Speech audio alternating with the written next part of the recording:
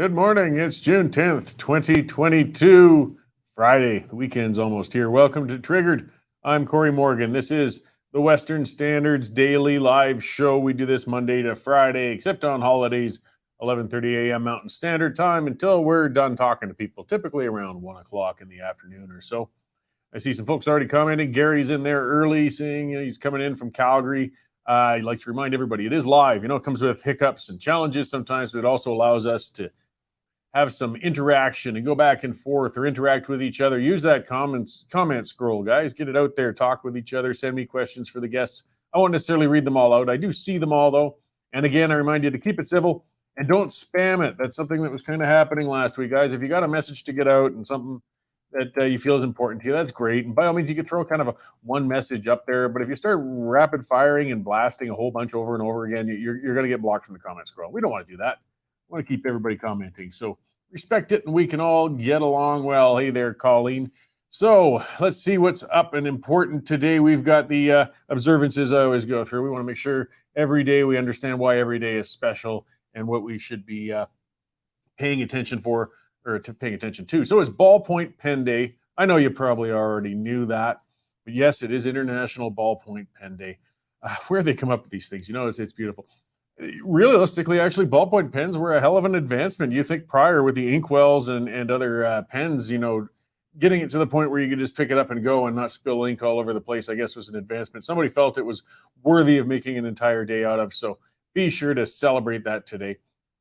As well as National Black Cow Day. This one's kind of got me stumped. So not just any cows, guys, black cows. I don't think there's racial undertones. It's just an unusual observance. But I mean, there's a lot of cows. I think it's kind of unfair to all those other colors and shades and hues of cows. But today is exclusively National Black Cow Day. I remember seeing some strange cows when I was working out in Ohio. They were all black, but they had like a white stripe right down the middle of them, every one of them. I think they were called Galloways or something, like an Oreo cookie of a cow. Either way, I guess they wouldn't qualify, or only 2/3 of them would be celebrated today. But make sure to go out if you have a black cow and give it a hug and thank it for its contribution to the world. And go from there. All right, I got a couple of good guests on today, actually really good ones.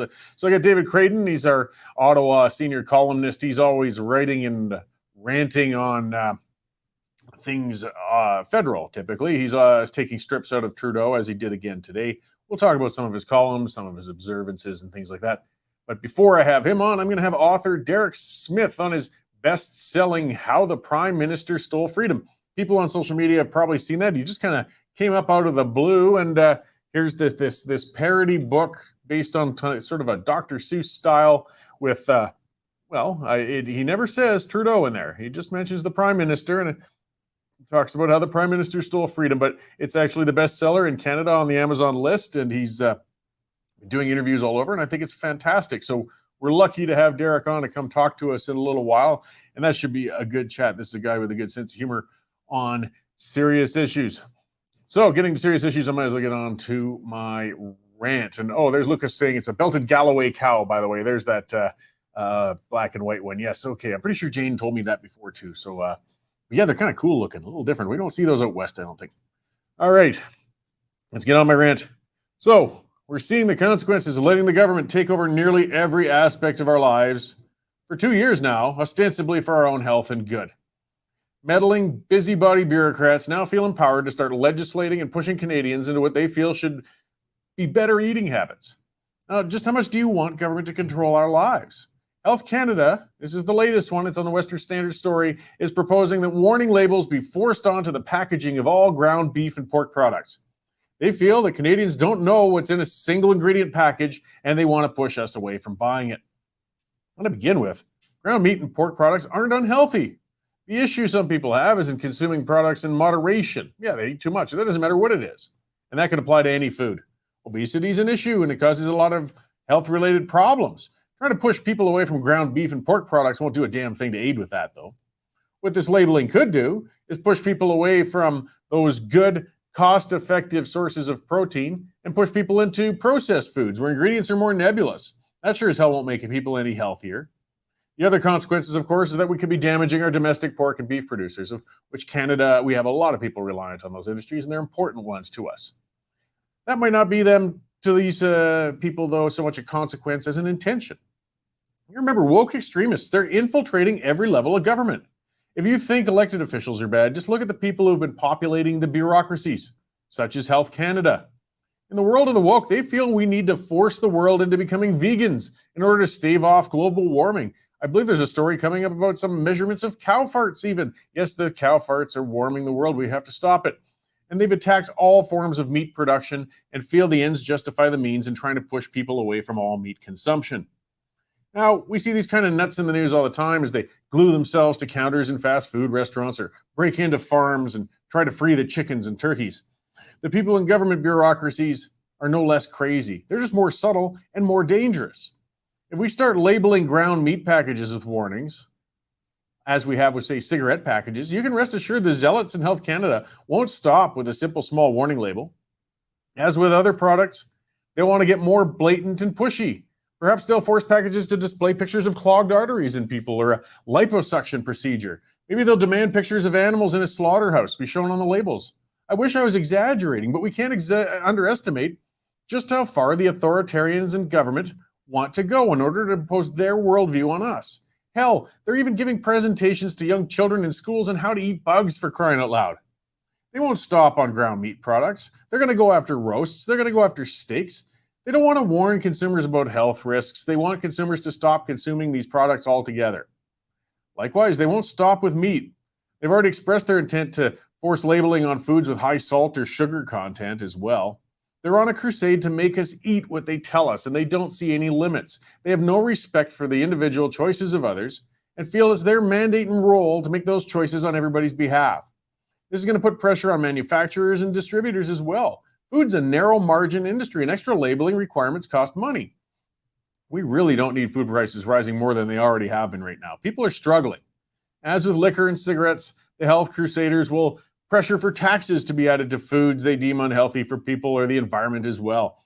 Many times they've already been calling for fat taxes to be applied in certain restaurants and on certain foods.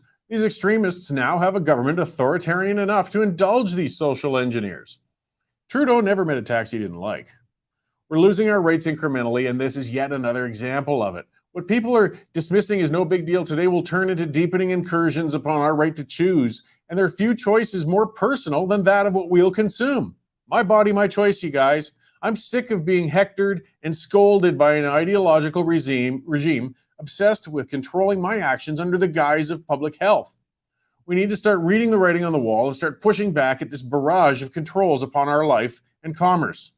Canadians need to stand up and say it loud and clear. Hey, Trudeau, take your hands off my meat. That's what's got me going this morning, guys. Yeah, just it never ends, the controls and the attacks on what we may or may not choose to do with ourselves.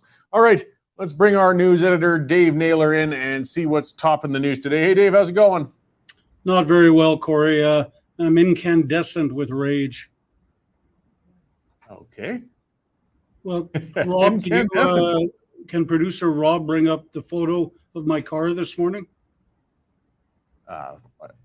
You see what those chickadees did? I do indeed. An entire flock of them took a dump on my car overnight. Look at 1, 2, 3, 4, 5, 6.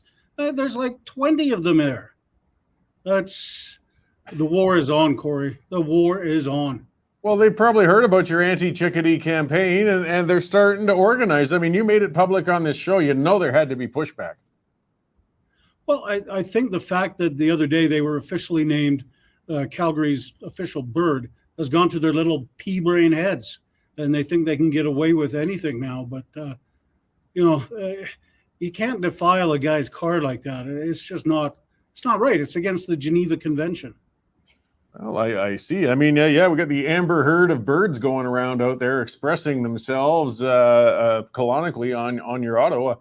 It's going to be interesting to watch your battle with those birds carry on throughout the summer. Yeah, I'm not taking it anymore, Cory. I'm just not taking it. All right. Anyways, despite my rage, we do have some great stories up already on the website this morning. Got an exclusive from Melanie Risden that Premier Jason Kenney hinting that he's going to give Albertans a longer break on the fuel tax. They took off 13 cents earlier this spring, and hints from Kenney's office to Mel that he's going to announce next week that those those savings will be extended. So that's great news from Alberta drivers.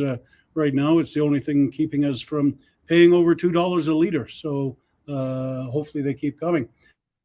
Big news from the United States this morning, Cory. They are dropping their COVID testing requirements as of Sunday at midnight.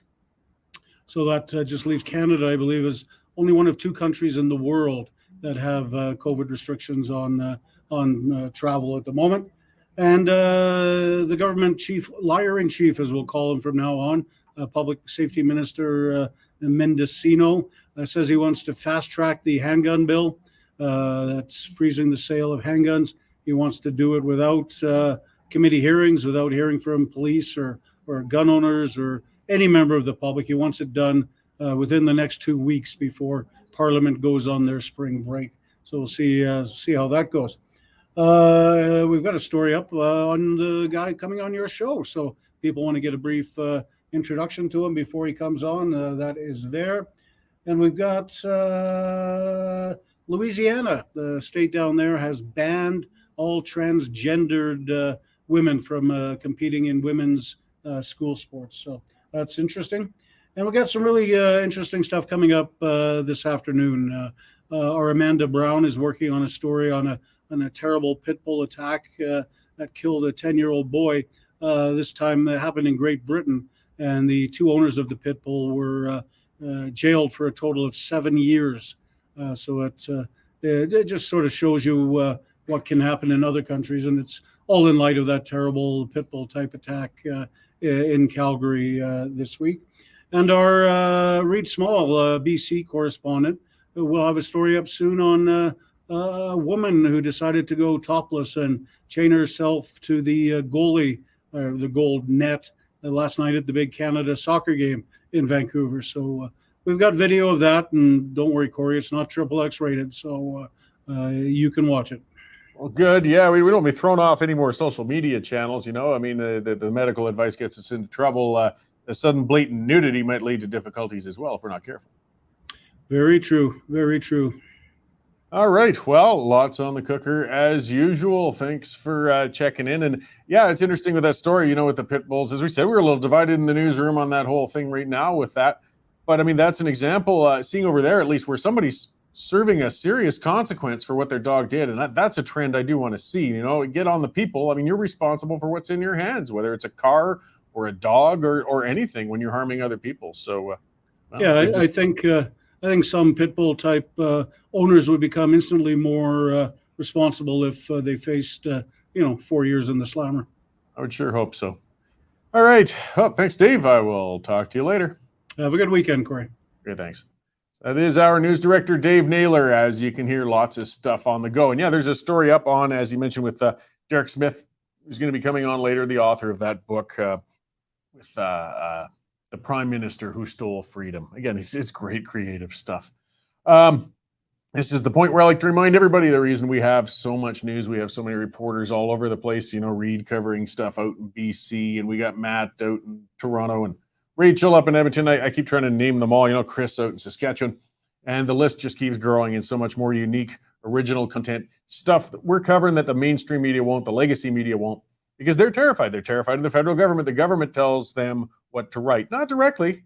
The way they do it is they just make sure that you're dependent on them for subsidies, and you won't rattle the tree because you'll be scared of losing your money. Well, we're not like that. We're independent. We're accountable to you. And the way we do that is we rely on subscriptions. And it's been fantastic. As you can see, that's why we're expanding all the time. We're getting better gear. If you'd seen the videos I was putting out a year ago, you'd be horrified. We're just moving right along. So thank you all who have subscribed already. And guys, if you haven't yet, get on there. $99 a year, $10 a month. Pretty minor. There's people paying more than that to play online video games, and you get much more content than that. Full unrestricted access to all of our content.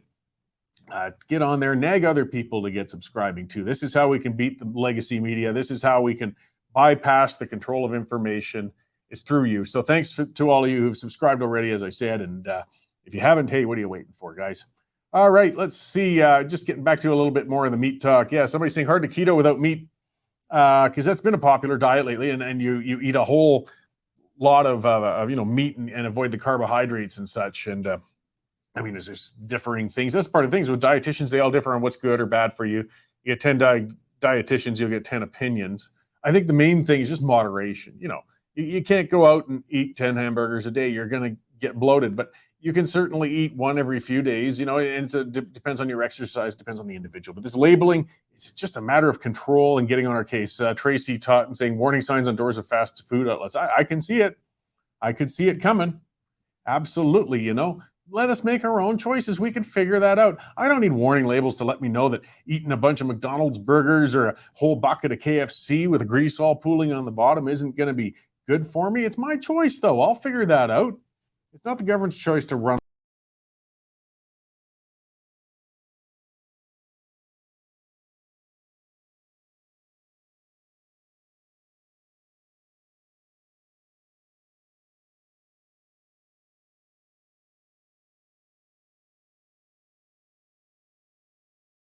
anybody can see me or not. There we go.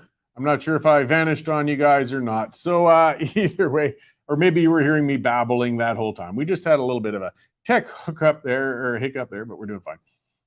Either way, again, as I said, it's all matters of control, and I think it runs a lot deeper. That they don't care so much about our health. The true woke, the true extreme, they want to make sure we don't, the cattle, they want them gone. As I said, they're talking about regulating cow farts.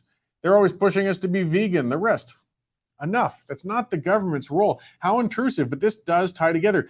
When they pull off stunts like this, it's because they felt emboldened, because we let them get away with it. We let them, as I'm going to speak to that author about, an example, steal our freedom and get away with it. Well, every time they do that, they know that they can do it on something else, because we aren't pushing back hard enough. We're the complacent Canadians. We let them get away with it. And I'm hoping we get a pushback. I love all of these efforts from all different directions to hold the government accountable and expose these things. That's something I'm really looking forward to talking to Mr. Smith about, because it doesn't always have to be the angry ranting out of a guy like me or long, dry columns, and things, which are all important, I think. But you can get some serious messaging across with a flavor of humor in there while you're at it. And it's a real message, but it's packaged in a way that, again, can give you a bit of a chuckle as well. So, I mean, there's all sorts of fronts where we can push back against this growing authoritarian government that we have in general. And what I'm also thrilled about, and I'll talk to you about, is how social media has changed. So this is an independently published book that's hit the top bestseller in Canada. How would this have happened 20 years ago? Wouldn't have happened. And I mean, you wouldn't be able to turn it over that fast. You wouldn't be able to market it. You wouldn't be able to get it out. And, unless you got through a publisher, which would take a bunch of time and might be difficult. We're in a whole new world of communication where we can bring stuff up that we were never able to do in the past. And it's fantastic and it's exciting. I mean, we're still under threat and things are, far from perfect in the world, but there's a lot of positive things too going on. And the ability to do shows like this and get publications like that out and publicized and promoted gives me hope. We can still figure things out, guys. So I'm going to speak to one of our sponsors before I bring Mr. Smith in. That's the other way we pay our bills around here. As I said, we take absolutely no tax dollars. We qualify for them. We won't take them because we don't want to lose that independence. We don't want to lose, even that moral high ground. I can get on that high horse and always poke at those other media members and say, wow, they're all just taking their money from the government. So with this one is Bitcoin Well. That's a good Western Canadian company. If you're looking to get into digital currencies, you're interested in them, you're curious about them. The main thing is you want to get in somewhere safe. You want to make sure you're dealing with somebody reputable. And Bitcoin Well is just that. They're a publicly traded company. They're a bricks and mortar company. They're not some app or distant overseas, service or something like that. They're here. They will sit down with you one-on-one, in-person service, if you like any other financial advising, free consultations, and help show you what it's all about, show you how Bitcoin can be practical for your financial needs, what you can do with it. Or maybe it's not even for you. The main thing is this is where you start and you inquire and you find out. And if you decide to get involved in it, it's the safe way to go. It's non-custodial, means you always control your own money. It's never in their hands. And you are safe. That's the thing. You work hard for your money. Everybody seems to be trying to steal it one time or another or rip you off. Well, that's not Bitcoin Well. They're reputable, they're local, and they're worth having a look at. Check them out, bitcoinwell.com.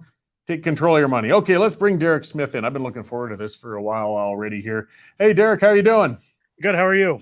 Very good. Thank you. So just to remind everybody, you recently put out your book, How the Prime Minister Stole Freedom, and it seems to have taken off quite well. It's doing very well, surprisingly well. I didn't see this coming. Nobody saw this coming, so it's been a nice little surprise.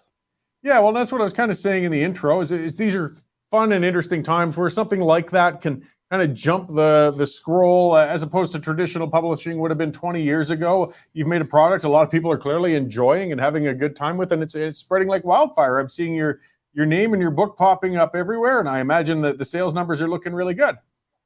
So far, so good. I find the best thing in any product is to fill a need, and it seems like people wanted a need filled with this book, so we're doing our job. We wanted to set out to entertain people, and it looks like we've done our job, so that's kudos enough for me. Yeah, and I have to admit, I haven't gotten a copy yet. I promise I'm going to get one. I have to get one. But you should have 16 by now. Well, working on it. I don't want to get in trouble. You'll parody me next. I see a commenter, Lisa East, saying she just heard about this book yesterday as well. I mean, this is really just in this last week kind of exploded here in a sense. Mm-hmm. And it's been really good. So, I mean, this is your second one, though. You did one with Let's Go Brandon or something like that a while back. So my illustrator and I, we wanted to test the market last year to see what books would yield in an adult, childlike manner for books. We really wanted to just see, is there a need for this? Is there a market? The Let's Go Brandon thing was going around. It was viral around October of last year. I reached out to my illustrator in September and said, look, why don't we take a test on this, see how it runs, and we'll decide if we want to put more time or more work into another political satire book. And the reception was lukewarm, I'll say. But I had faith in Canadians that they were going to support this product. And again, I figured we'd do well. I just didn't know we'd do this well. But I'm very flattered and very honored that so many people are enjoying our work. Yeah, well, in the right place, in the right time, and the right message. I mean, it's a lot of it all has to come together. And it seems to, in this case, I mean, people are definitely receptive to the messaging in that book. To give credit, I mean, your book is it's an illustrated book. So, I mean, your illustrator is a large part of this as well. And the caricatures from the pictures I've seen are fantastic within it. Have you worked with him for some time? It's a she, and I've worked with her for about 6 months now. Well, I guess 8 if you rack in the Let's Go Brandon book. But I've actually met her through a childhood friend of mine that I've stayed in contact with. This is his daughter. She's 18 years old.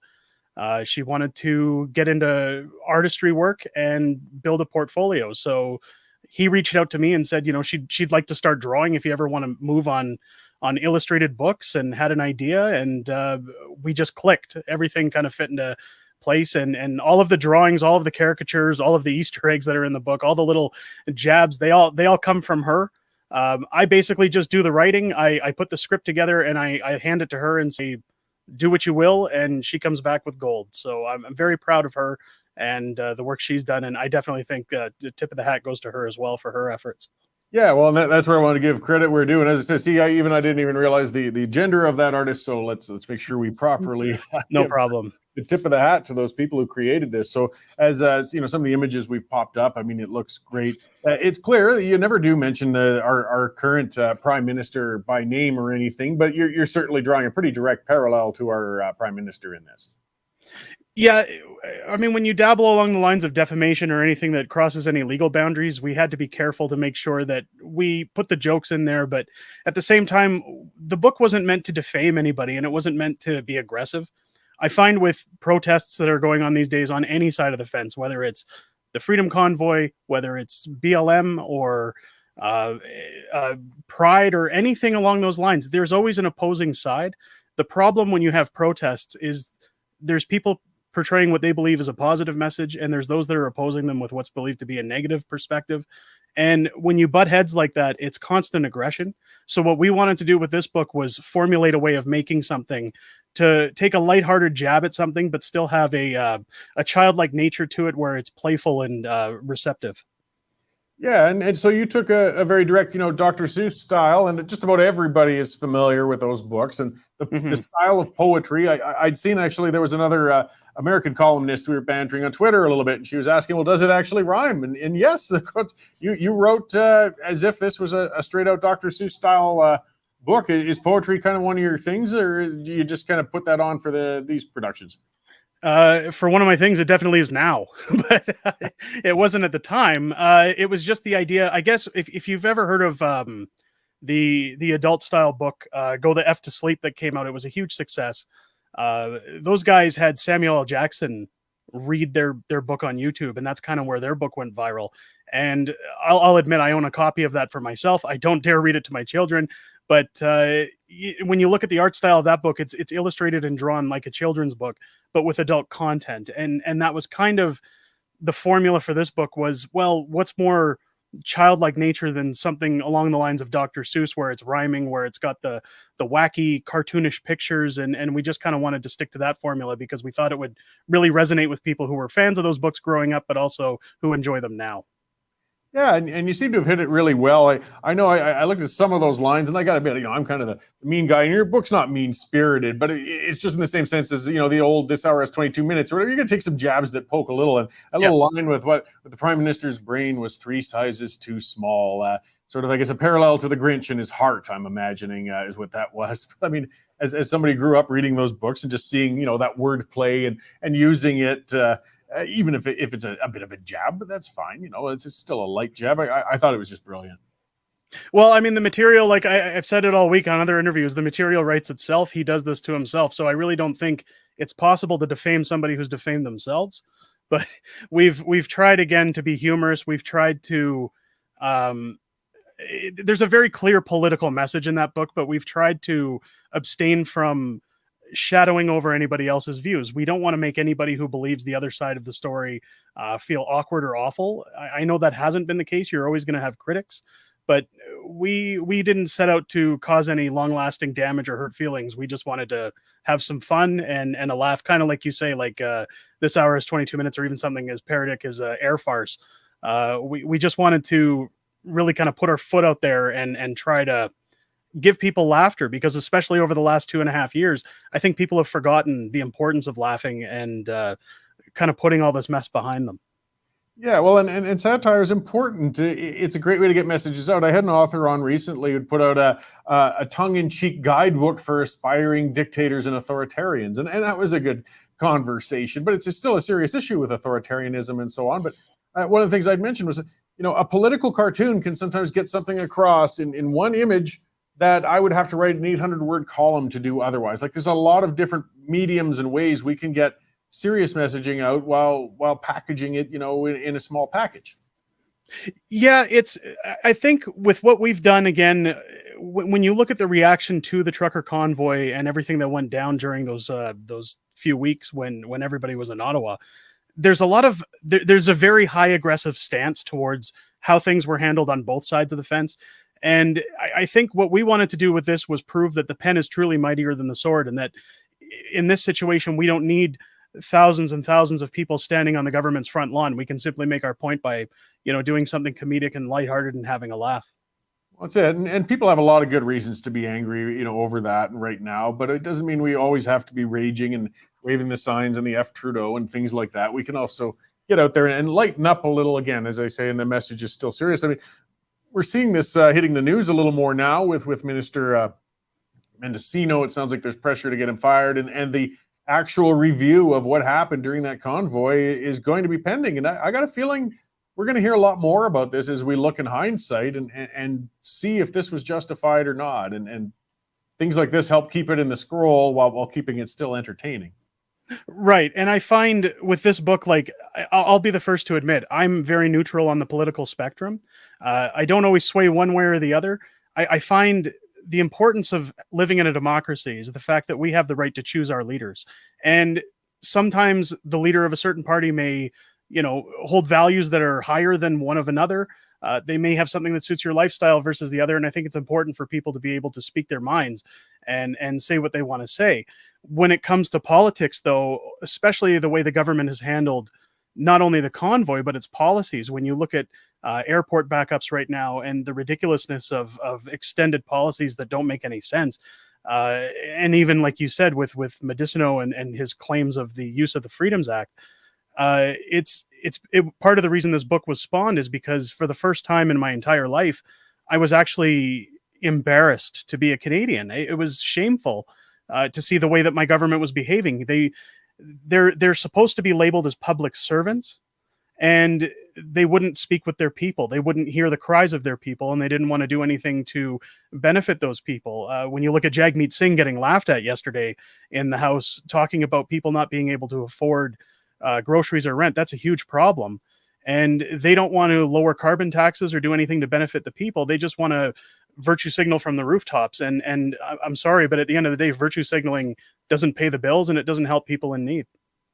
Yeah, well, and whether we're left or right, I mean, the issue is kind of authoritarianism and individual freedoms. It doesn't matter which party's in, or at least from my perspective, that's kind of what my earlier rant was about, was I just want government out of my life as much as I could get. It doesn't matter which party is in there. So, I mean, you don't necessarily have to be somebody who is favorable of the Conservatives or the NDP or a different party to enjoy something like this book, or look at the broader issue of what it's about. It's important, no matter which way you lean, to at least examine. Maybe some people will think it was justified, but you got to start discussing it a little more, cool down the temperature a bit and have a look at what happened. And that's exactly what we set out to do. We didn't want this to be taboo anymore. I know, especially being in Alberta, anytime I hear about the Coots border crossing, it's a very hot topic with people, especially people I know in Lethbridge or southern Alberta, anywhere near that border. They don't want to discuss it. And I think what hasn't been examined, again, because of downfall with mainstream media or lack thereof of coverage, is people didn't get the whole story. It's very simple to be mad at something, but I find that there's three sides to every story. There's mine, yours, and the truth. And you don't know what someone's going through when they went and parked their truck there and said, hey, I'm losing my income. I can't pay my mortgage. I can't feed my children. I can't look after my kids. I'm going to do what I have to do to protect my family. And my heart goes out to those people. But at the same time, I can also understand those who were, I'll say, bothered by it, triggered, or put it out as a result of the actions. It's not good on either side. But again, I think this far out, it's okay to look at things and say, you know what, maybe there's another side to this story. Yeah, so I'll throw that out for just something too. There was a side discussion in the comment scroll. It might be more appropriate for your artist, but why is it that cartoon figures never have 5 fingers? That I'd have to ask my illustrator. I think what it has to do is the look of the hand and the shape of the hand. At least that's what I was told with The Simpsons. Yeah. Matt Groening, when he did The Simpsons, the only character he's ever made in the show with 5 fingers is God. And I think it has to do with the shape and the colors all on the page in order to make things look, I guess, the cartoon standard. I could ask her, but that would be my guess and gander to it, is it's just kind of like the gold standard when it comes to cartoons and drawings these days. Yeah, fair enough. No, I just like to address when the commenters ask about things. Absolutely. Speaking of older illustrations, looks like quite the collection of some classic video games you got on the background there. I know that's one of your passions as well.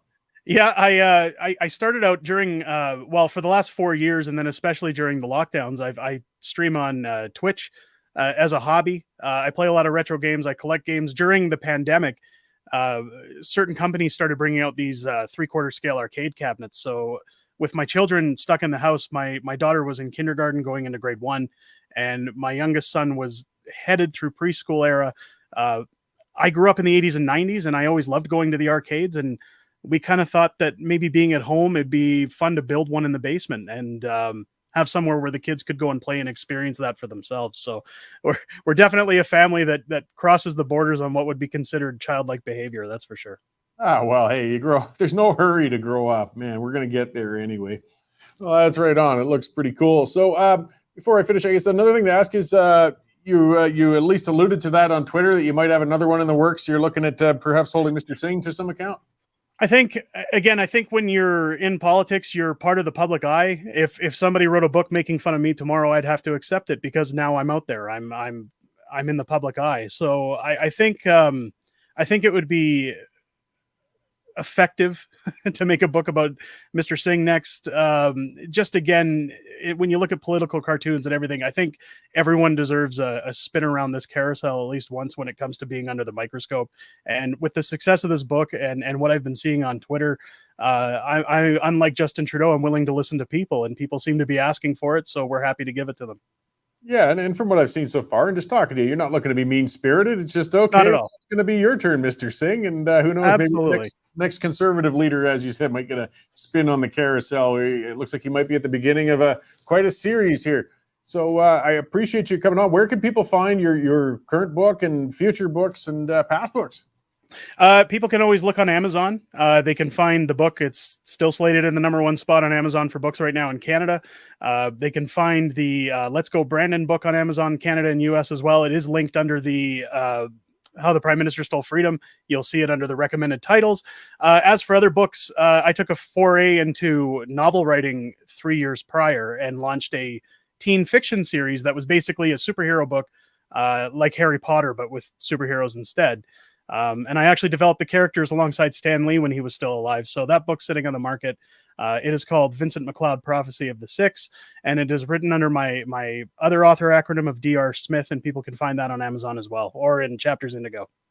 Well, right on. Well, it's a lot of interesting creative stuff coming out from your way. So I appreciate you coming on to talk to us about it today and with the work you've been doing. I hope we can talk again when your next publication comes out. Absolutely. And thank you so much for having me. Appreciate the opportunity to be on your show. Right on. Thanks, Derek. That was Derek Smith, the author, yes, of How the Prime Minister Stole Freedom. And you can find that on Amazon. And like I said, it's just fantastic. It's good to see something that isn't mean-spirited, but it's just getting it out there. And I just like how this took off. This is organic. It hit the social media waves. And now it is heading the sales in Canada, the bestseller. I'm sure CBC and the others would much rather it was, some nice Margaret Atwood stuff and things like that. But no, this is what Canadians want to see right now. And I do, encourage people, get out there, buy yourself a copy of it. I wasn't kidding. I'm going to get one. And definitely a collectible, if and even if it's a short read, it'll be pretty fun. I say Paulette from Pincher Creek saying, yeah, it sounds like a fun book. And it's good. I like people to have fun now and then. As I said, I rant, I rave, I get on things, I get on serious issues, and I will further. But, we can lighten up now and then to get that message out, because it is a serious issue. I mean, the Emergencies Act was, I still want to see some heads rolling over that. All right, let me see. I'm going to get to one of our sponsors before I talk about some news items here on our way to our next guest. And that is the Canadian Shooting Sports Association. And these guys have been a great sponsor for us for quite some time. And they've been a great organization for a long time. If you own firearms, if you're looking to own firearms, get out there, guys. Take out a membership with this. It's full of resources. This is how you can network with other firearm owners, like any association. I mean, the name is association. They have videos for safe use of firearms, links to local firearm events, sporting events, trade shows, all of that sort of stuff. And most important of all, the one that I always got to get to is they're pushing back. They're standing up. They've taken court challenges against the government who are trying to take away your ability to safely, legally use firearms however you please, whether you want to collect, target, shoot, hunt. You're going to lose it all. This government wants it. As we heard from Dave on the news, Mendocino wants to rush this through Parliament. He wants to ramrod this without discussion, without committee, and get it done in 3 weeks, which would be the biggest gun grab in Canadian history. So get out there, guys. If you don't stand up for yourself, they will get away with it. Join up. Canadian Shooting Sports Association. Take out a membership. That's the only way you're going to manage to have a chance, at least, of protecting your rights.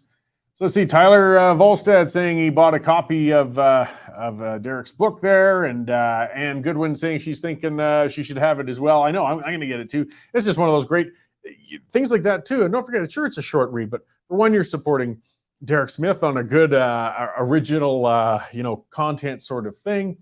It'll be something you'll hang on to, and it's a good conversation piece when you have people over. Pull that out and have a look at that book and chuckle over some of those lines he came up with in it. And he as he was saying, there's little Easter eggs, things within it. I saw those pointed out in some articles, like he's got a Winnie the Pooh statue that he idolizes, which is sort of representative of the head of China. Then, people have always been very critical of Justin Trudeau's admiration of China's basic dictatorship and things such as that. So, yes, by all means, get out and support him. It's, a worthwhile endeavor. I'm looking forward to his future books. Or as Stone Lee saying, a bathroom book, as they call them. Yeah, just enough to read while you're doing what you got to do. But, then sanitize it so other people can read it too. So let's see. I'll get on to some more serious stuff because, this has been on the news. This has been the issues. It's been happening.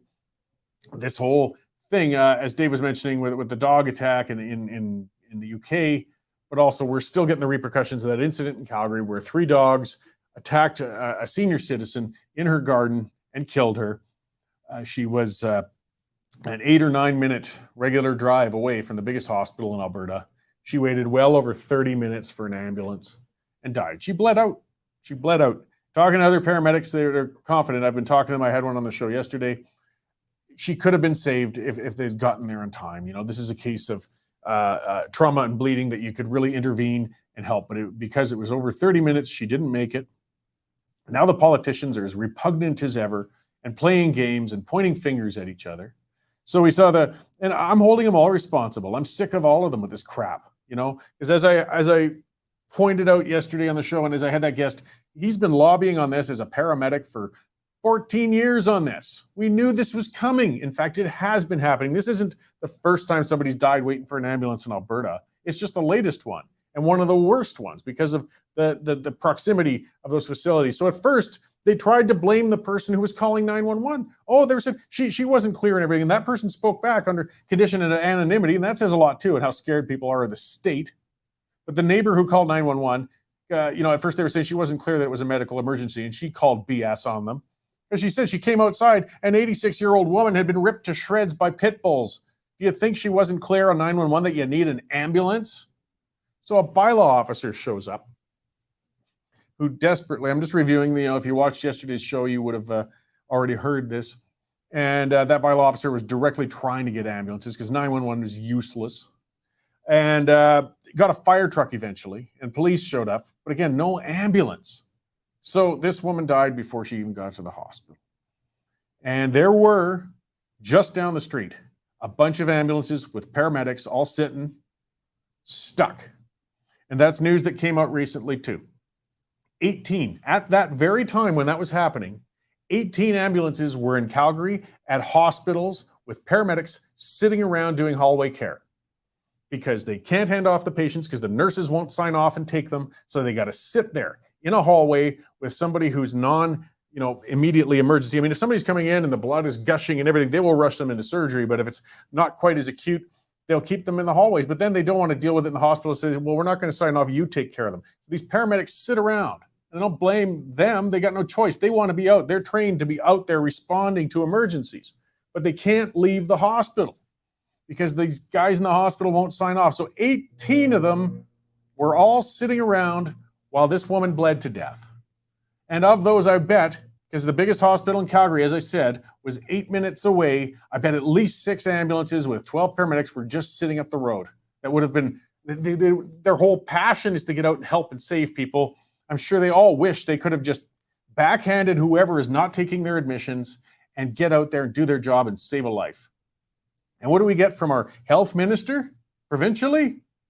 Oh, we're going to do a review and it'll be ready in 4 months. Really? You guys have known about this for years. The paramedics have been speaking about this for years. We've been writing columns about this for years, doing videos. You need 4 months to think about it. You're incompetent. I talk about why people get sick of the UCP. Quit talking in circles. Be decisive for a bloody change. Show some leadership and change something. You got the big job copying, do something with it. This one's a no-brainer. Get the bloody paramedics out of the hallways of the hospitals. As the paramedic I spoke with yesterday said, it's 5 minutes to fix that problem. Jody Gondek's going on, talking about how dispatch is screwed up. You know what? She's probably got a point. Something in there is screwed up too. Because the provincial government went and centralized all the services, and who knows how well that's working, the bureaucracy. You don't need 4 months to work on this. How many more people are going to die in 4 months while you piss around on an inquiry that you'll probably ignore? We've seen the UCP do that.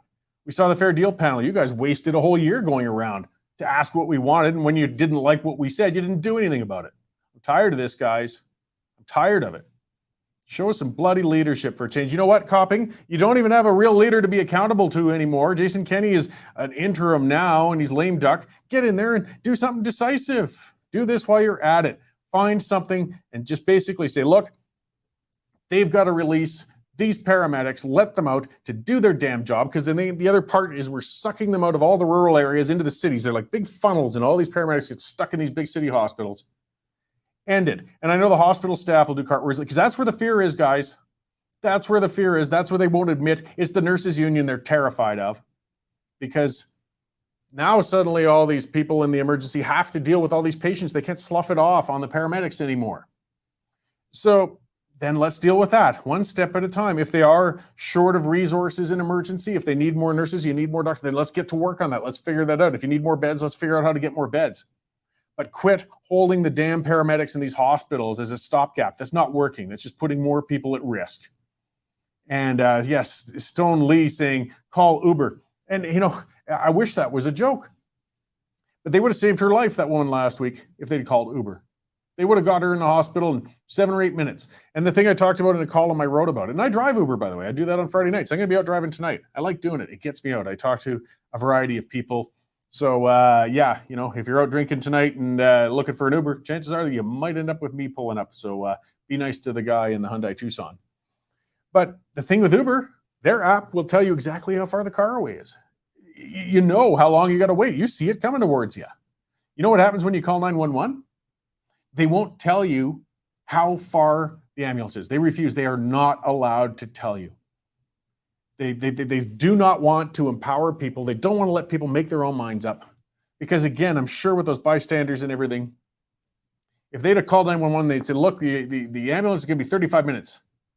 They would have picked the person up, put her in a car, and took her to the hospital themselves. They were just down the street from it. They could have carried her on a stretcher that far in less than 35 minutes. The hospital was 4 kilometers away, the biggest hospital in Alberta, and a senior citizen bled to death, and 911 wouldn't allow or wouldn't tell these people how long an ambulance is going to be. I'm sick of the pointed fingers on this. I'm sick of the excuses. We've covered all this, guys. You don't need 4 months to find out what we've been telling you for 4 years. So the UCP, you'll wonder why you're in the toilet for support. Incidents like this are one of them. You have a chance here to make a positive change on something that's a no-brainer. It's bloody well easy, and you won't do it. So, yeah, it's I get upset with this one just because, again, I understand a lot of issues are complicated and deep. This one has a lot of depth to it and a lot of things involved with it. But there are immediate things to do, and that's what I said with that paramedic. And if you follow my Twitter, you'll see I tweeted a couple of videos. He made parody videos years ago to try. No, some of these actually were from last spring with other paramedics to try and show how ridiculous it was. Showing a fake accident, you know, they showed, and he had his ambulance there. And well, you know, we can only put one passenger in. We can't do. You'll just have to wait here. Here's a road flare, and you can wave that. Maybe a car will take you to the hospital. Unfortunately, you know, that's really dark humor, but it's real. And that's what is going on out there. And for this government to keep pretending they don't know what to do about it, they need a 4-month study. That's incompetence at its highest level. And I'm terrified of not getting in for 4 more years, guys. I am. So get your crap together. Because if you don't address things like this, you're going to get kicked out again. And we'll be much worse off. All right. I'm just going to hit one quick news story before I get to the guest, because I see he's sitting in the lobby there, and I'm looking forward to talking to him as he rants on similar issues to mine, and very well. And this is from the Reporting the Obvious file. This is a story that came out. Millions are poorer with inflation. Millions of Canadians are drawing savings or borrowing money to meet household expenses. Wow, you guys figured that out? Yeah. This came into committee in the House of Commons. They have discovered that inflation puts pressure on working Canadians. Wow, I'm glad we're paying you guys 6 figures to figure that one out, guys. Good work. I don't know how that slid by you before. We got some very scary numbers coming right now, too. Not just the inflation, but the only way the government, well, not the only way, the way the government is dealing with it right now is having the Bank of Canada raise interest rates. And there's some very scary numbers on what that's going to do to some people's mortgage payments. They could be going up as much as 45% in years going forward here soon. There's a lot of people that do not have that buffer in their income to make that. There's going to be houses being lost. We're in a lot of fiscal trouble right now, but it's because we have a fiscally inept government. We got to do something about that. Let's bring our guest in, our senior Ottawa columnist, David Krayden. He loves talking about the incompetence of Ottawa and offering some positive solutions as well. How's it going, David? Good day. So yeah, I appreciate you coming on. I mean, you've really been writing a lot of stuff lately, and it's been popular, and you're just hitting the nail on the head when it needs to be. Maybe I'll just kind of run through some of your columns. The one you just put out today, you're talking about Trudeau finding his political soulmate out in California. Yeah, I usually refer to Joe Biden as his political mentor and soulmate, but I found it fascinating. He got together with Gavin Newsom during the Summit of the Americas, and those two are really birds of a feather. Newsom, of course, went through a recall recently, and it was a miracle of sorts that he managed to survive. One of the most incompetent governors in the State of the Union, and he, as I joke in the column, it must have been the patron saint of incompetent politicians that got him through, because he had no right to win that recall, and he had a very good Republican opponent running against him who really should have won. But of course, the two of them got together and hugged and just had a real love fest together, and they signed something called a framework, and and it's not clear to me after reading 5 or 6 news reports what exactly it is. It's got something to do with reducing the threat of climate change, which, of course, what in heck is this? I don't know, but Trudeau will no doubt come home like Neville Chamberlain, waving this piece of paper saying, and we've arrested climate change in our time, and it's just more nonsense. Because I found it interesting, of course, that BC and California are both paying the same amount for gas. California just hit $10 a gallon, and BC is paying the equivalent of that, which is $2.20 a liter. How do I know that? Because I remember my dad telling me when we went from gallon to liter, when it was 22 cents a liter, that was $1 a gallon. So times that by 10, $2.20 a liter is $10 a gallon. So we now have the honor of paying the same amount that California is paying for gas. Yeah, it's a little bit different because the imperial gallon's different than the American gallon, but what the heck? It's almost the same. And we're going to be paying much more here soon, because the carbon tax will assure us of that. But it's just fascinating to me that these guys are not living in the real world. I mean, inflation is going up. Gas prices are going up. Both of our countries are headed for a recession. And all these guys can talk about is the threat of climate change. Like this is a real existential threat to most people. And most people can't even afford to buy groceries anymore. And it just astounds me.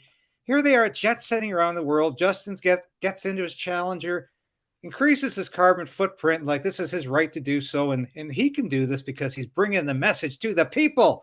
And he lands in Colorado Springs, has the tour of NARAD, goes down to Los Angeles, meets with his buddies, and it's just unreal. But, here I go again.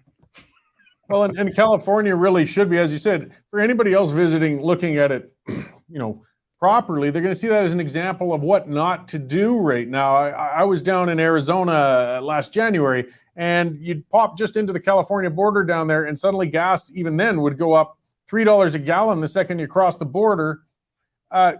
Yet there's not a single oil pump in Arizona, but California's got Bakersfield and oil all the way down to Los Angeles. It's bad policy. It's pressuring them, not a lack of resources. And we're seeing businesses relocating into Texas and other jurisdictions because Newsom's incompetent policy is pushing them out of there. And yeah, to see Trudeau seeing this guy as inspirational, that's kind of distressing. Well, California is actually having, for the first time in its history, California was always they call it the Golden State. People used to flock to California from all over America because it was the promised land. You could go there and you could start a new life, even if you were picking oranges or apples, for God's sake. Or you could go there to start in the movie business, and you could do anything in California. Now everybody's leaving California. Businesses are leaving. People are leaving because it's too expensive to live there. Not just for the price of gas, the taxation has gone through the roof. Businesses are leaving, and people are leaving. Even liberals are leaving because it's too dangerous to live in California. carjackings are up. Homicides are going through the roof, like 200% increase in homicides in some cities. It's incredible. Even places like San Diego, that used to be conservative strongholds, and they used to be relatively safe places to live, are just absolutely incredible now. And if you haven't seen San Francisco lately, I used to love San Francisco. It's an absolutely incredibly out of whack now. And it's just unbelievable what's happened to that state. And thanks in large to governors like Gavin Newsom and other people, and mayors like they've got in San Francisco and Los Angeles, and the DAs, of course, who are not enforcing the laws. Yeah, no, that's everywhere. And yeah, Calgary, we've got an $87 billion climate plan that our mayor is embracing. We're well on our road to San Francisco out here. While meanwhile, nobody can ride public transit because the crime has driven everybody off of it. The parallels are very troublesome. Yes. We should be learning from them, not emulating them. But that doesn't seem the case. Speaking of DAs, that's another piece you wrote about the recall of a Liberal DA and how that could be a sort of bad news for Justin Trudeau in a sort of distant way. Yeah, I found it fascinating that the Democratic Party in the United States is essentially in a civil war. And San Francisco, as I said, is a city aflame because it has become a city that is just literally at war with itself. And if you look at the electorate there, it's probably about 80% Democratic. Easily over the years, it's become firmly entrenched in the Democratic camp. So you're really looking at a one-party state. But that one-party city, if you will, has become completely divided. And it represents basically how the Democratic Party writ large in the United States is increasingly divided against itself, and how Joe Biden really has betrayed some of his core constituencies.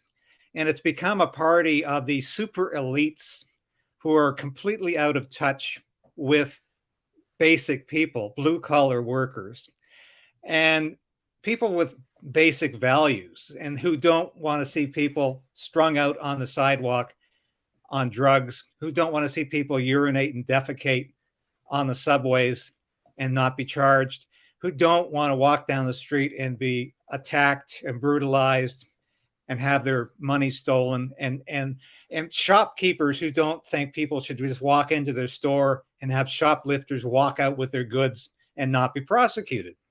Those used to be basic Democratic Party values too, that shouldn't be allowed.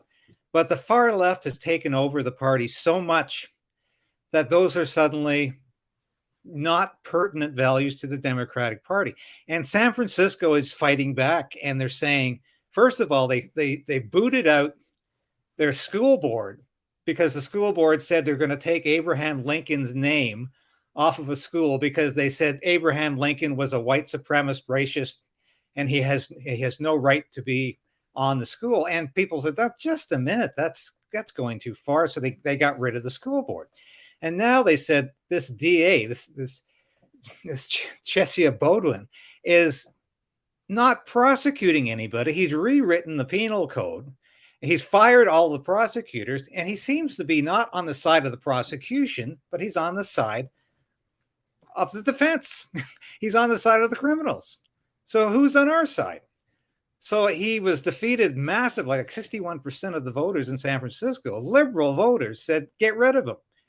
And this does not bode well for Joe Biden. He's lost his core constituency.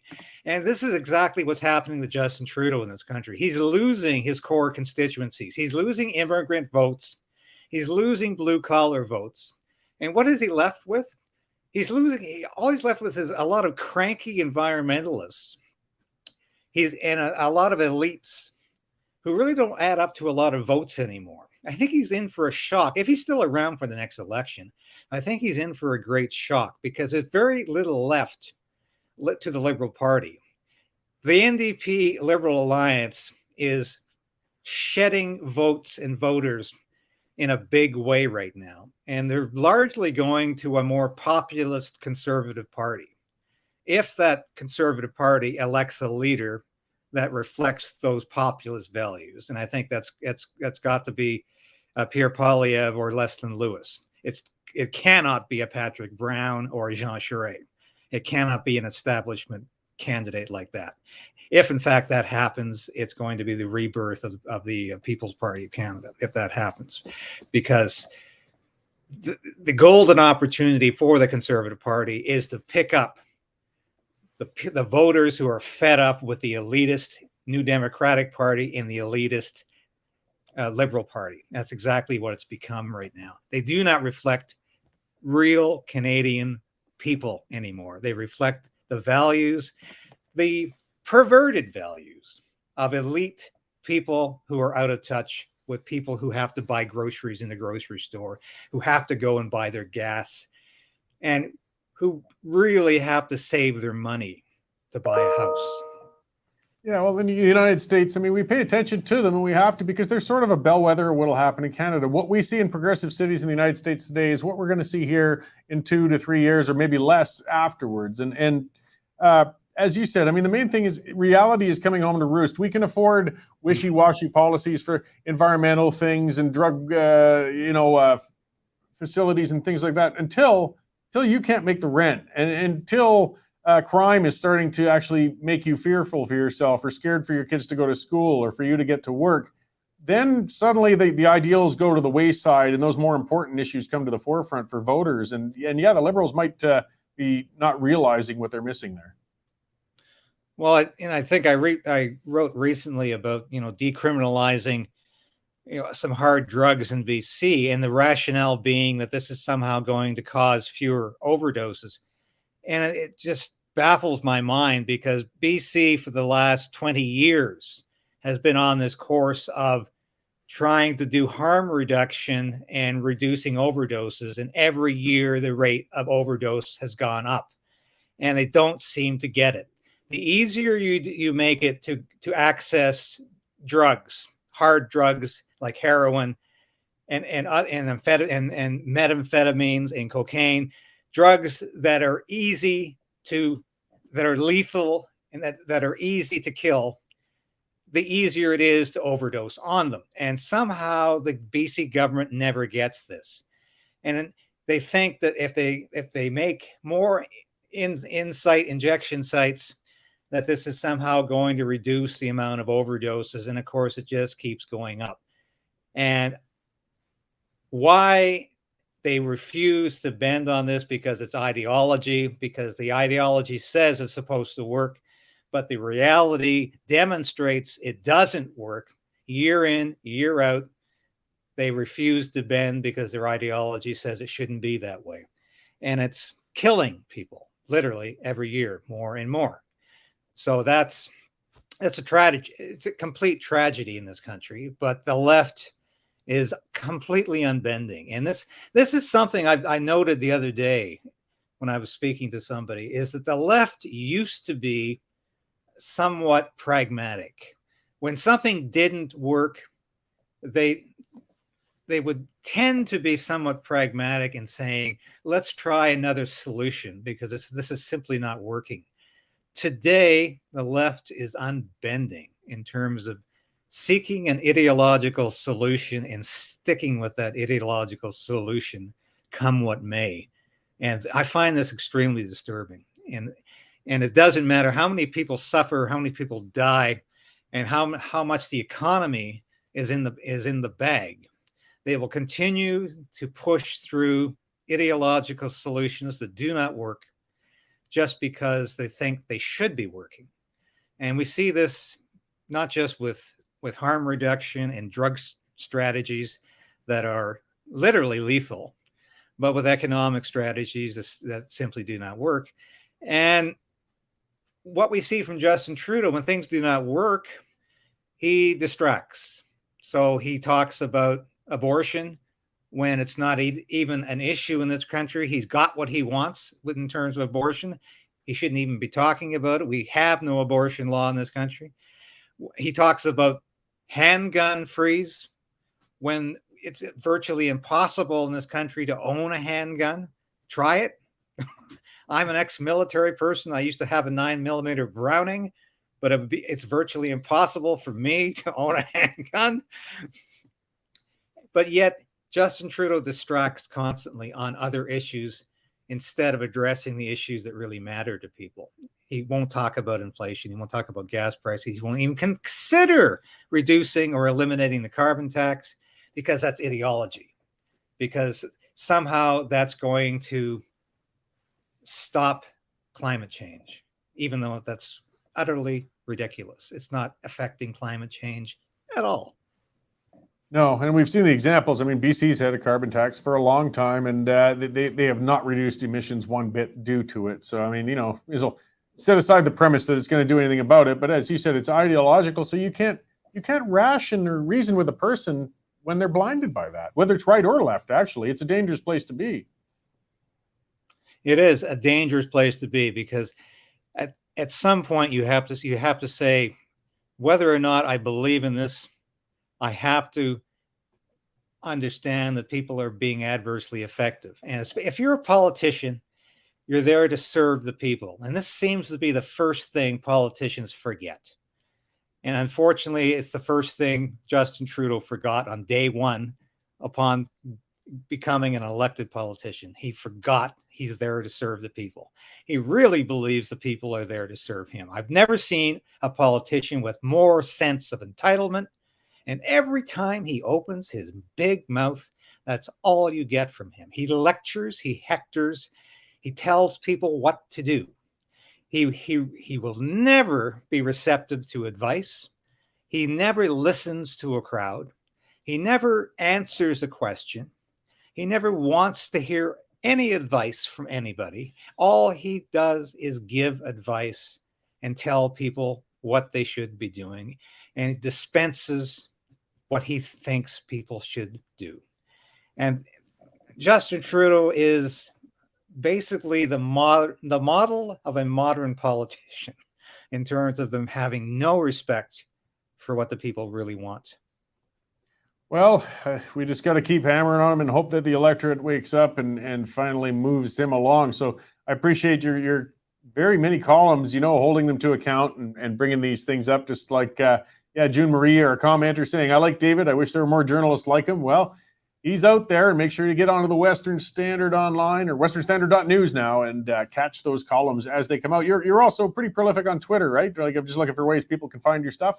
Yeah, I put everything up, Western Standard on Twitter, and I'm also encouraging people to get a subscription to Western Standard online and do it, because it's what we need to do, of course, is to support independent media, because as we say all the time, as I say all the time, the mainstream media, not only in the United States, but in Canada especially, is bought off. And the Trudeau government has bought off most of the media in Canada. And the Western Standard refuses to accept one penny of government money. And that's one reason that I'm working here, because it's independent and I can say what I want without the Trudeau government coming down on me. I'm proud to say that. And we appreciate it, and the listeners really do. There's some great comments. People are they're complimenting your dressing as well. They're sick of looking at me and my mistied ties and everything. All right. Well, thanks for coming on to talk to us today, David. And I look forward to more of your columns as they continue to come out. Always a pleasure, Cory. Thanks. So that is our Ottawa senior columnist, David Krayden. And as you heard, yes, he's got a lot to say in writing and on these shows. I see somebody else saying he needs his own show. Well, if we could coax him into it, I'd be all for it. Hey, the more voices, the better as we get digital and things like that. But be sure, again, to catch that. He's always writing on the westernstandard.news. And as he said, yes, he's doing it because he's a veteran journalist. He's been around a number of years, but we're offering an alternative where you are not beholden to the government. And, that's a point of principle that's important to a lot of us who just want to get stuff out and be able to say what we feel, whether we're right or wrong. It's just as long as it's open discourse. All right, let's see. I'm going to get on to some more news items, but I'll start with another word from our sponsor quickly. Again, realizing, we're reminding everybody why we're independent. And I'm going to talk one more time about bitcoinwell.com. These guys, again, being a Western Canadian company, What I like about them as well is they make the practicality come home, because it seems so foreign. It seems so abstract. You can pay your utility bills with your Bitcoin account. These guys will help you set you up for that. They got ATMs all across the country that you can use to deposit into your Bitcoin account. Like, they make it as much like a regular currency. Well, and it is. That's what it's turning into. And these guys bring it home to you. Or just for a savings account, they'll help you set up your wallet, things like that. Tell you the difference between a cold wallet and a hot one. I didn't know the difference before, and they're important things. These guys help educate you and bring you into that so you can safely enter the digital currency world. And they even have, like I said, employment benefit type packages. If your employer wants to take it on, if you want to take it on, here at the Western Standard, portion of my check every month goes into a Bitcoin account, and the Western Standard matches that portion. It's a great way to save a little money on the side in something else, and it does take it right out of the reach of that federal government, who we know is always trying to take what you have. So check them out, guys. Bitcoinwell.com. Take control of your money. It's your money. You got to make sure you hang on to it like your firearms, because they want to take it away. All right, so there's more hearings, and I keep talking about that. And these committees, everything, that's where everything just keeps coming in, and it slides under the radar for a lot. We report a lot on it, and that's, I'm going to pat our own back a little bit, but Dave is always getting that stuff up there, and our reporters, because the mainstream doesn't like covering it. So they think it's too dry, or it's just too critical of the government. We see the reality with, we do have elected members holding our government to account, or we even have some senators, even liberal appointed senators, who are doing so. This committee stuff is important, and the House of Commons committee is really getting into the whole failure and mess in Afghanistan, with the Canadian diplomatic corps basically abandoning allies, abandoning Canadians. They bailed out, they ran for it, and afterwards pretended, well, we didn't see it coming. We didn't know, and it was cowardice. These people were paying a hell of a lot of money to serve foreign and represent us. And this is the things they do, the things they did. So, and they've gone through some of the timeline of what happened here at the committee. So April 1st, 2021, well before the Taliban came in, the military assessed that the Canadian military assessed that the Afghan government was facing defeat. April 1st, they were warning Canada about this. April 14th, the Americans announced they're pulling out of Afghanistan. They're pulling the last of them out. So again, we're seeing this coming. April 24th, the armed forces assigned a strategic team to the embassy. June 1st, aid groups were begging the federal cabinet to begin an evacuation. They were saying, guys, it's going to hit the fan. Get people out of here now. June 1st, they're saying this. This is all documented. July 8th, the Canadian military is now saying, guys, it's going to collapse any moment now. Months of warning, months of warning. July 15th, Canadian commanders, ex-Canadian commanders, are again petitioning, begging cabinet, saying, get people out of there. You have to evacuate them. Nobody was evacuated. Again, July 21st, aid groups saying the country's going to collapse. It's a dire situation. Please get people out of there. No evacuation. July 22nd, opposition MPs saying, can you evacuate people? The government refused. Talking about Trudeau's government refusing to just do anything when they're told. And meanwhile, this ambassador is sitting out there. August 12th, ambassador thinks that the embassy is at risk of attack from the Taliban. Wow, you clued in. It only took 3 months of warning. August 15th, this is one of the beauties. That ambassador fled aboard one of only 2 Canadian military aircraft out there and abandoned everybody else behind. So there were translators, there were staff. You can see the pictures. These people begging, trying to go. They trusted the Canadians. They trusted the embassy to work for them, to try and better the country and get things together. And they knew now, with the Taliban taking over, they are dead. They are in terrible trouble. They thought at least they'd be able to flee and get back to Canada. They did the favors, but no, our ambassador's already long gone. You just seen that contrail head towards Canada. Sorry, guys. Have a good one. We didn't know it was coming. We didn't know. They did know.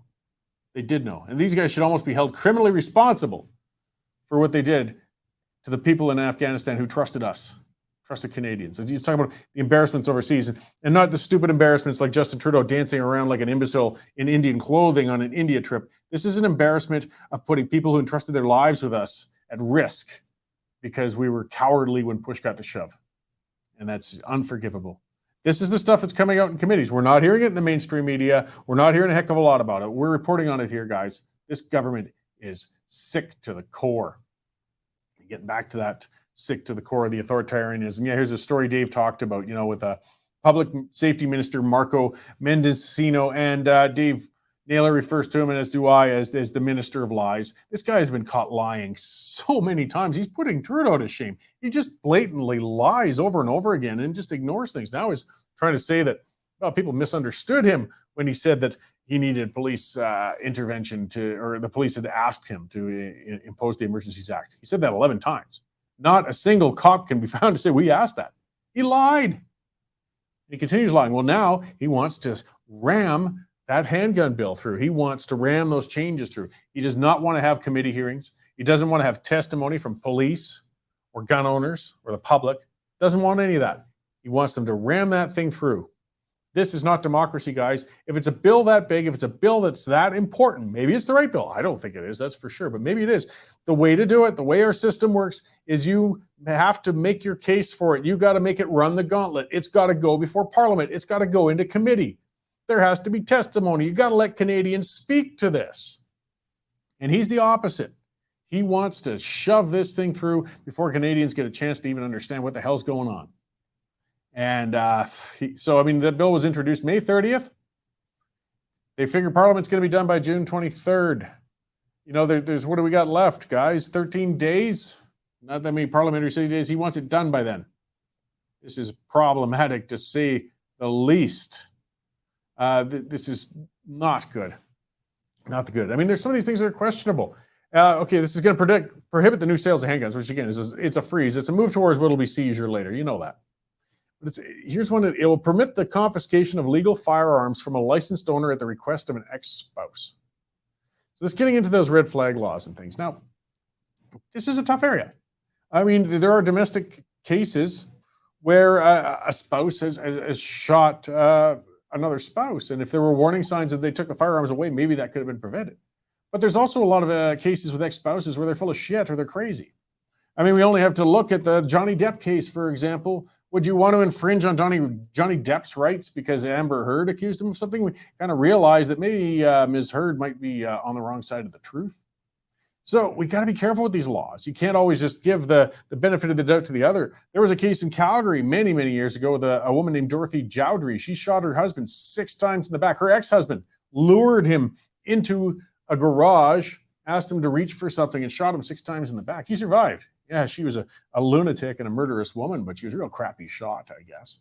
Either way, she had smuggled that gun in from the United States months before.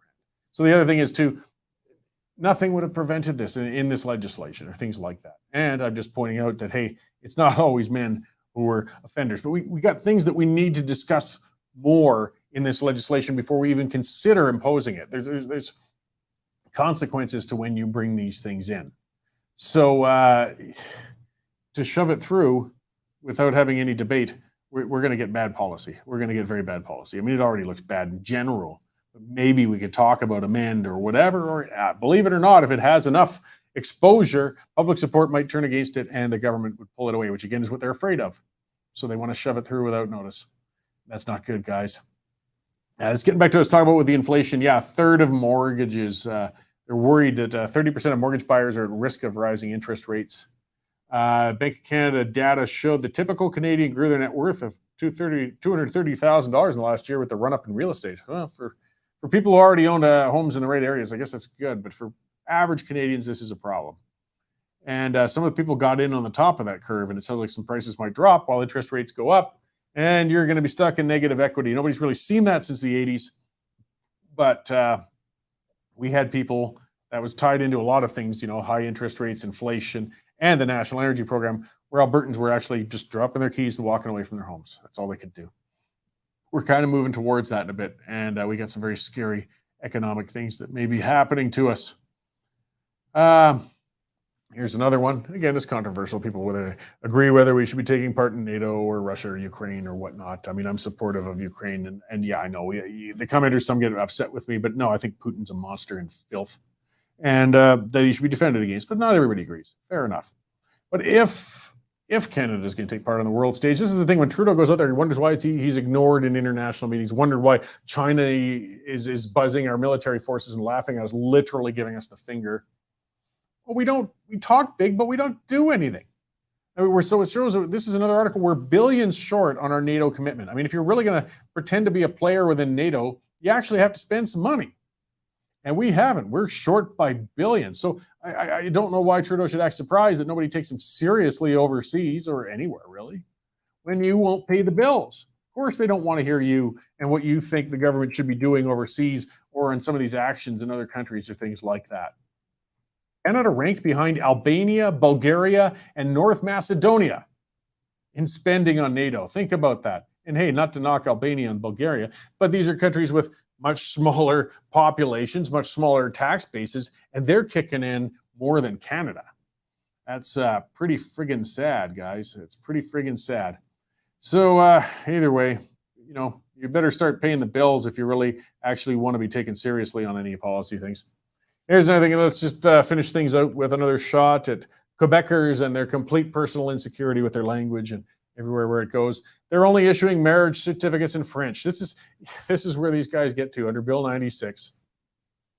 Marriage certificates will only have French on them. Do these guys really think it's preserving their language? Does it help?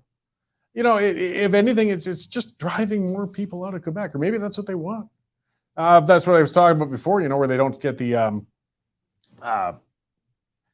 seats, you know, they're worried about losing seats. Don't worry, our pandering federal politicians made sure that's guaranteed no matter how many people leave. So I don't know, maybe they will have that pure Quebecois nation of their own within Canada soon, and their population will be down to a quarter of what it is, but it'll still have guaranteed Senate seats and parliamentary seats. And then I come to think of it, maybe those Quebecers aren't so crazy after all.